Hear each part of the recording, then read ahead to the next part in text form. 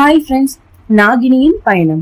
போன எபிசோட்ல நம்ம கேசவ் ரியாவுக்கும் ராஜுவுக்கும் உதவி பண்ணனானா இல்லையானோ, தீக்ஷாவோட உண்மை என்னன்னு ரியாவும் ராஜுவும் கண்டுபிடிச்சாங்களானோ, மற்றும் எதுக்காக கேசவ் அந்த பாம்பாட்டிய விரட்டினாரு என்றும் கேட்டு தெரிஞ்சுக்க தயாரா இருக்கீங்களா?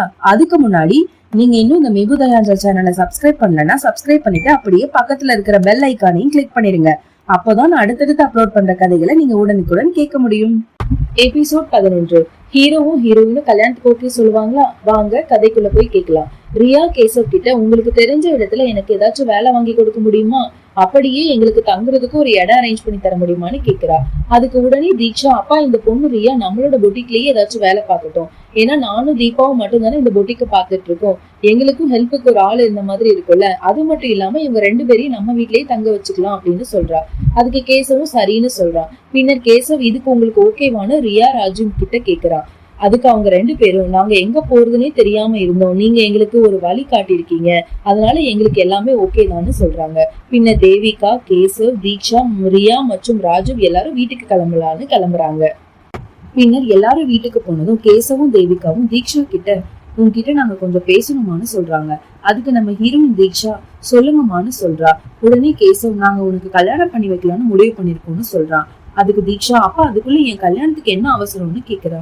அதுக்கு தேவிகா உடனே தீக்ஷா கிட்ட, நாங்க இன்னைக்கு உன்னோட ஜாதகத்தை எடுத்துட்டு ஜோசியரை பார்க்க போயிருந்தோமா, அந்த ஜோசியர் என்ன சொன்னாருன்னா, உனக்கு இப்ப கல்யாணம் பண்ணனா ரொம்ப நல்லதுன்னு சொன்னாங்க, அதான் எங்களுக்கு இருக்கிறது நீ மட்டும் தானே, நீ ரொம்ப ஹாப்பியா இருக்கணும்னா நாங்க என்ன வேணாலும் பண்ணுவோம், உனக்கு எதுவும் ஒண்ணுன்னா எங்களால கண்டிப்பா தாங்கிக்க முடியாது, அதான் உனக்கு கல்யாணம் பண்ணலான்னு முடிவு பண்ணிருக்கோம்னு சொல்றா.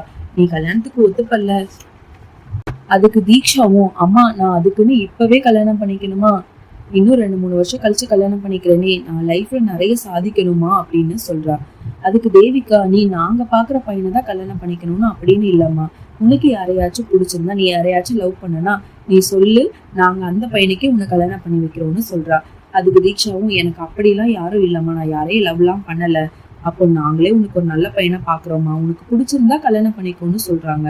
அதுக்கு தீக்ஷாவும் வேற வழி இல்லாம சரிம்மான்னு சொல்றா. இதையெல்லாம் ரியாவும் ராஜுவும் கேட்டுட்டுதான் இருக்காங்க. பின்னர் ரியாவும் ராஜுவும், நம்ம 2 பேருக்கும் டைம் அவ்வளவா இல்ல, சோ நம்மளால எவ்வளவு சீக்கிரம் முடியுமோ அவ்வளவு சீக்கிரம் தீக்ஷா தான் நம்மளோட சேஷன் ஆகினியான்னு கண்டுபிடிக்கணும்னு பேசிக்கிறாங்க. உடனே ரியா, அதுக்கு ஒரு நல்ல ஐடியா இருக்குன்னு சொல்றா. என்ன ஐடியான்னு ராஜுவும் கேக்குறான். அது என்னன்னா, ஃபர்ஸ்ட் நான் தீக்ஷாவோட கனவுல போய் நம்மளோட நாகலோகத்து நினைவுகளை கொண்டு வர முடியுமான்னு பாக்குறேன்னு சொல்றா.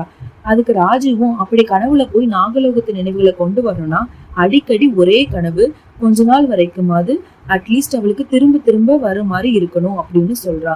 சரி, நானும் இனிமேல் தினமும் அவ தூங்கும் போதெல்லாம் அவளோட கனவுல போயிட்டு ஒரே கனவு மறுபடியும் வர மாதிரி அவ கனவுக்குள்ள போறேன்னு சொல்றா. அதுக்கு ராஜுவும், இது நல்ல ஐடியா தான், நீ அப்படியே பண்ணுன்னு சொல்றா. இதுபடி நடந்தா அவதான் நம்மளோட சேஷன் ஆகிடியான்னு நம்ம ஈஸியா கண்டுபிடிச்சிடலான்னு சொல்றா. இங்க நம்ம ஹீரோவும் மத்த எல்லா ஃப்ரெண்ட்ஸும் பார்ட்டி முடிஞ்சதும் அவரவர் வீட்டுக்கு போறாங்க. மறுநாள் தூங்கி எழுந்த பிறகு ஹீரோ அருணாவும் ஆபீஸ் கிளம்பிட்டு இருக்கான். அப்போ நம்ம ஹீரோவோட அம்மா பிரியா வந்து ஹீரோ கிட்ட, அருணாவும் அவன் கூட கொஞ்சம் பேசணுப்பான்னு சொல்றா. அதுக்கு நம்ம ஹீரோவும், சொல்லுங்கம்மா என்ன பேசணும்னு கேக்குறான். உடனே அவளும், நீ ரேஷ்மாவை பத்தி என்ன நினைக்கிறேன்னு கேக்குறா. அதுக்கு அருணாவும், எனக்கு ஒரு நல்ல ஃப்ரெண்டுன்னு சொல்றா. உடனே அவங்க அம்மா பிரியா, நாங்க உனக்கு ரேஷ்மாவை மேரேஜ் பண்ணி வைக்கலாம்னு நினைக்கிறோம்னு சொல்றாங்க. உடனே அவளை கல்யாணம் பண்ணிக்க உனக்கு ஓகேவானு கேக்குறாங்க. உடனே அருணாவும் நம்ம ஹீரோயின் தீக்ஷாவை பத்தியே நினைச்சிட்டு இருக்கான். அதுக்கு அவங்க அம்மா பிரியா, என்னாச்சுப்பா, நீ எந்த பதிலும் சொல்ல மாட்டேங்கிற, இல்லன்னா நீ வேற யாரையாச்சும் லவ் பண்றியா அப்படின்னு கேக்குறாங்க. அதுக்கு நம்ம ஹீரோ அருணாவ், இல்லம்மா நான் யாரையும் லவ் பண்ணல, ஆனா என்னால ரேஷ்மாவை கல்யாணம் பண்ணிக்க முடியாது, ஏன்னா நான் அவளை எனக்கு ஒரு நல்ல ஃப்ரெண்டா தான் பாக்குறேன்னு சொல்றா.